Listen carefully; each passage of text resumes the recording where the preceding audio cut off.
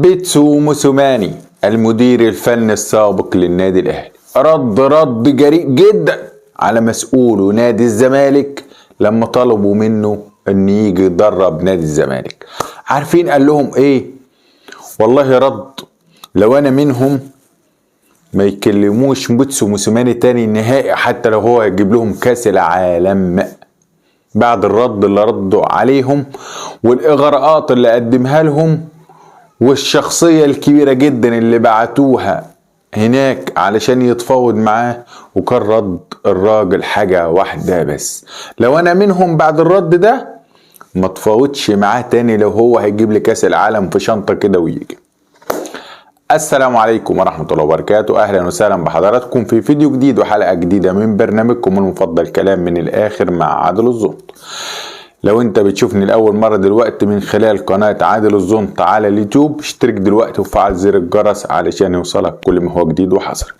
اما لو بتشوفني من خلال الفيسبوك ما تنساش تعمل لايك وشير للفيديو، كمان متابعة صفحة المذيع الاهلاوي علشان تشوف كل حاجة حصرية بنقولها لحضرتك. مسؤولو نادي الزمالك بعد الاخفاقات اللي بتحصل وحبس المستشار مرتضى منصور واللعيبة اللي تايهة في الملعب، قال لك بس مفيش غير واحد هينقذ نادي الزمالك، مفيش غيره، هو اللي عمل تاريخ وعمل بطولات مع النادي الاهلي وحافظ افريقيا، فنجيبه يفوقنا شوية من اللي احنا فيه. مين هو؟ قال لك بيتسو موسوماني المدير الفني السابق للنادي الاهلي، لازم هو ده اللي نجيبه. ونزلوا بيتسو موسوماني صورة ليه وشعار نادي الزمالك على الفالنة وقالوا بس هو اللي جاي هينقذ نادي الزمالك. فكلموه جسوا النبض معاه، قال لهم لا. يسكتوا؟ لا. راحوا بعتله شخص سعودي مهم جدا جدا وراح له عشان يتفاوض معاه، رفض. قال له هنقدم لك عرض مهم جدا وكبير جدا، احنا مش عايزينك دلوقتي، كمان كمل عرضك مع اتحاد جدة السعودي بخير وسلامة لاخر الموسم وتعالى لنا في بداية الموسم درب نادي الزمالك، يعني سايبينك براحتك اهو. برضه رفض. قالوا له طب كمان هتاخد ضعف اللي انت كنت بتاخده في النادي الاهلي، انت هتاخد 3 مليون دولار او ما يعادل 100 مليون جنيه. برضه رفض. قالوا له اختار الجهاز الفني اللي انت عايزه واللاعيبه اللي انت عايزها، برضه رفض. وقال لهم ايه وللراجل السعودي ومسؤول نادي الزمالك: انتم مجانين، انا لو هدرب في مصر يبقى النادي الاهلي، حتى لو حصل بعض الخلافات وانا ماشي من النادي الاهلي، ولكن يبقى النادي الاهلي هو اللي صنع تاريخ موسيماني في الفترة القصيرة دي، وهو النادي اللي عملت فيه بطولات كتيرة جدا جدا في النادي الاهلي، فيوم ما ارجع تاني في مصر هرجع ادرب النادي الاهلي.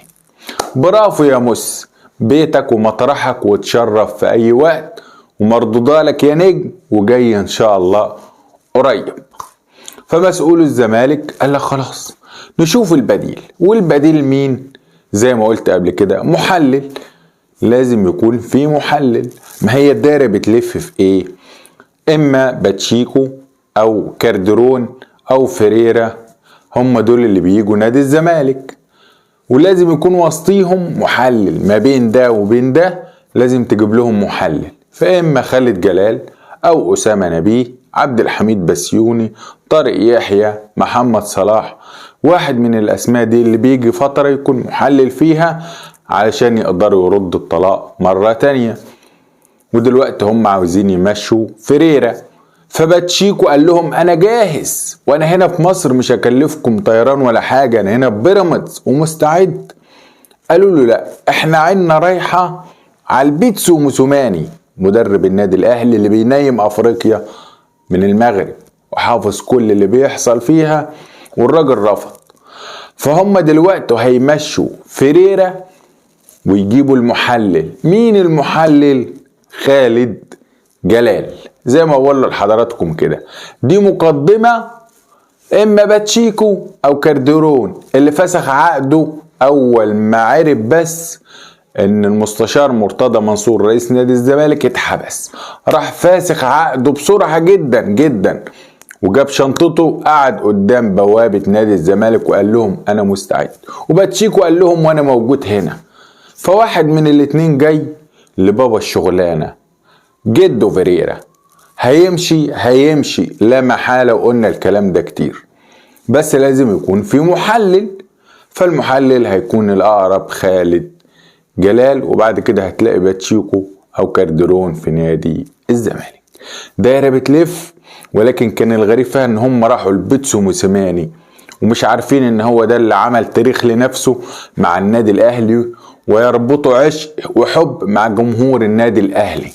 بس راحوا له، هتقول ايه؟ هم بيحاولوا ياخدوا اي حد يعمل انجاز مع النادي الاهلي، اذا كان مدرب او لعيب. ولكن الراجل كان صريح وواضح وقال لهم نو، اي فريق في مصر غير الاهلي نو، مجانين انتم علشان تاريخ اللي عملته اضيعه في اي مكان تاني. ده كان رد بيتسو موسيماني على مسؤوله نادي الزمالك. حتى الراجل السعودي اللي بعتوه يتفاوض بكل الاغراءات والفلوس والمميزات، وبرضه الراجل رفض. الايام اللي جاية فيها ايه؟ فيها باتشيكو او كاردرون، هنشوف ايه اللي هيحصل الفترة الجاية. دي كانت اخبارنا اللي معانا النهاردة. اتمنى من حضراتكم عمل لايك وشير للفيديو عشان يوصلكم كل ما هو جديد وحصر. اشكركم والسلام عليكم ورحمة الله وبركاته.